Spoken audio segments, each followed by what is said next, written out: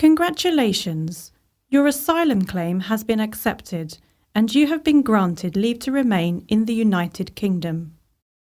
There are some important things you need to do as soon as possible in order to start your new life in the UK successfully. If you are receiving asylum support, you will be sent a letter informing you that your support will stop after 28 days. You will also have to leave your accommodation provided by the Home Office. Migrant Help is here to assist you with organising important issues like accommodation, finances and employment. Once we are notified of the decision, we will contact you within 1 working day to advise of the support we can provide. If you wish to receive our assistance, we will schedule a follow-on appointment with our partner organisation. This can be on the phone or face-to-face.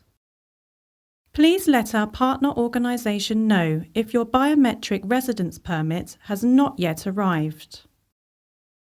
During the 28-day period, Migrant Help will offer you a minimum of 3 appointments.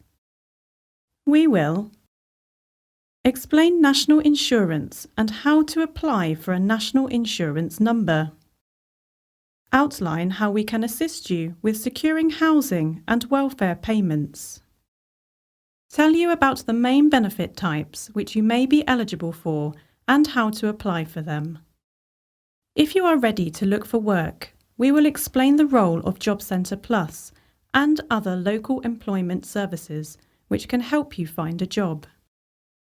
We will help you book a work-focused interview at your local Job Centre Plus. Here, they can help you find a job, as well as access financial support while you are looking for work. We will explain how to get to your local job centre and the documents you will need to take with you. We will refer you to the local authority housing team and any other relevant organisations who will be able to assist with finding accommodation. After each appointment, we will summarise the advice we gave you and email or post you any guidance materials as needed. We will regularly check with you to see if you need any further assistance. For further information regarding positive move-on advice, please visit our website or call our helpline.